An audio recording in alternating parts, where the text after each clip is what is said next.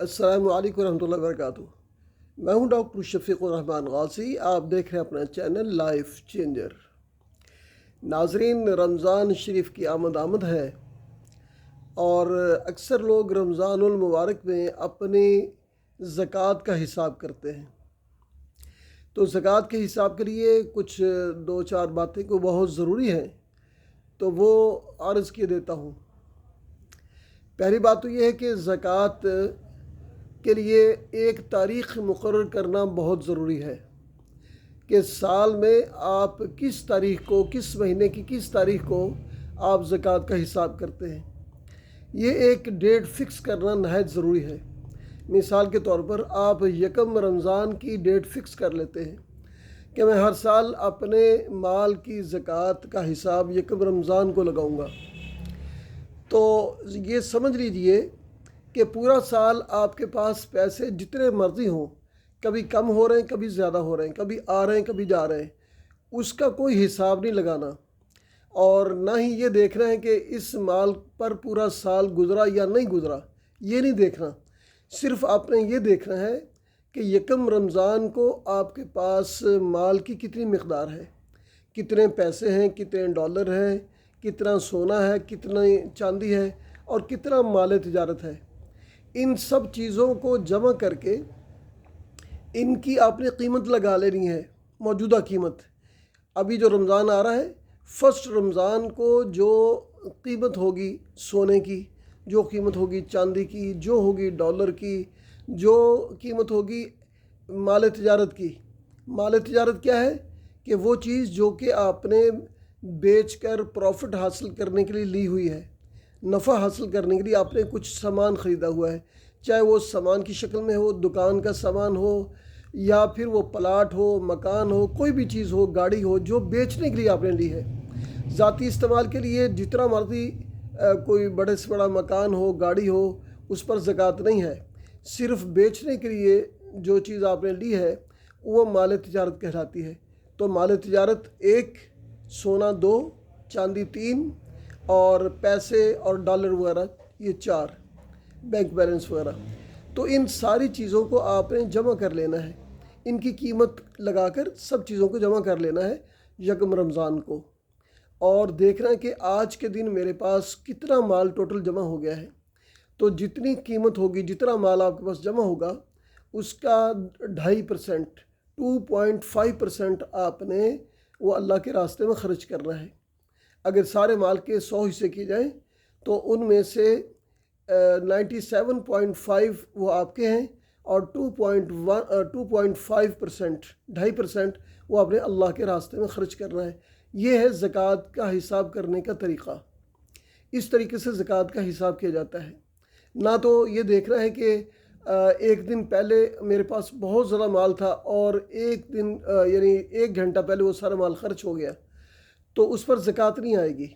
اور اگر آپ کے پاس پورا سال کچھ نہیں تھا، لیکن یکم رمضان کو آپ کے پاس اگر کروڑ روپے آ گیا، جتنا مرضی مال آ گیا، تو پھر اس کی زکوٰۃ دینا ہوگی۔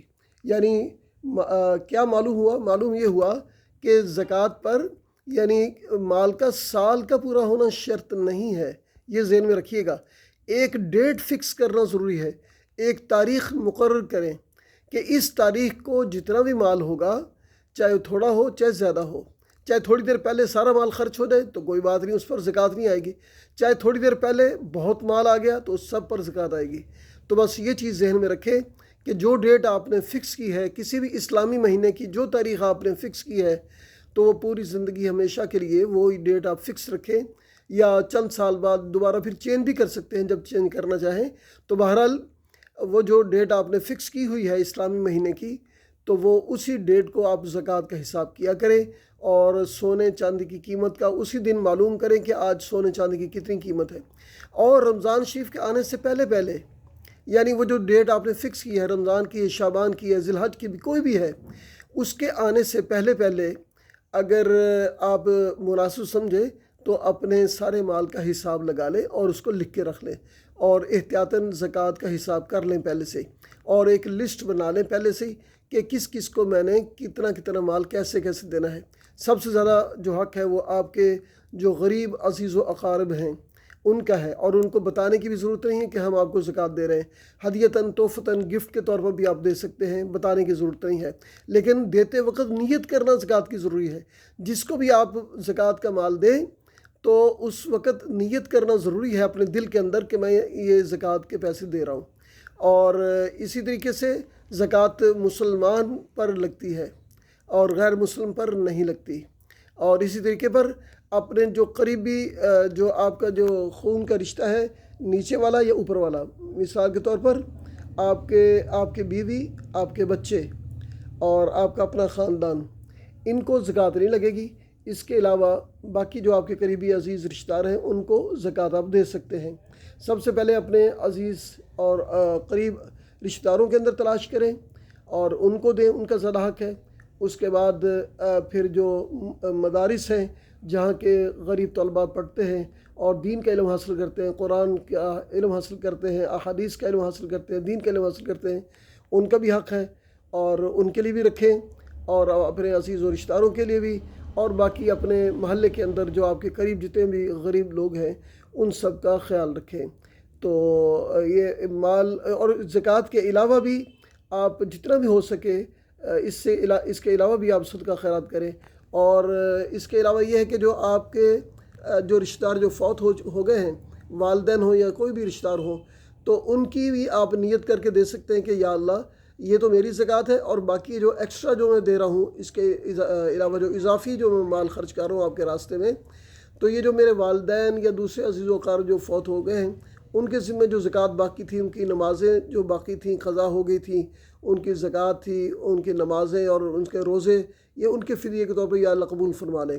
اور آنے والے سالوں کے لیے بھی آپ نیت کر سکتے ہیں، اگر آپ زیادہ مال خرچ کرنا چاہتے ہیں تو زیادہ مال خرچ کر لیں، اور آنے والے سالوں کی بھی آپ نیت کر سکتے ہیں، اور پہلے سے ہی آپ اس زکوٰۃ کو آپ ادا کر سکتے ہیں۔ اور اس کے علاوہ یہ کہ جو رمضان المبارک کا مہینہ ہے یہ ایک دوسرے سے ہمدردی کا مہینہ ہے، خیر خواہی کا مہینہ ہے۔ سب کا خیال رکھیں، عزیز و اقارب کا، رشتہ داروں کا، غریبوں کا، مسکینوں کا۔ اور اس مہینے کے اندر فضول خرچی بالکل نہ کریں، نہ عید کے نام پر نہ کسی اور نام پر فضول خرچیاں بند کریں، اور یہی جو جتنے پیسے ہم فضول خرچی پہ لگانا چاہتے ہیں وہی پیسے ہم غریب مسکین لوگوں کو دیں اور ان کے روزوں کا ثواب حاصل کریں۔ اور اس کے علاوہ یہ کہ ان کے عید کا جو ہے وہ بندوبست ہو جائے گا۔ اور اسی طریقے سے پھر عید کے قریب جو فطرانہ دیا جاتا ہے وہ فطرانہ آپ عید سے پہلے ابھی سے بھی آپ دے سکتے ہیں، تو جب مرضی آپ دے سکتے ہیں۔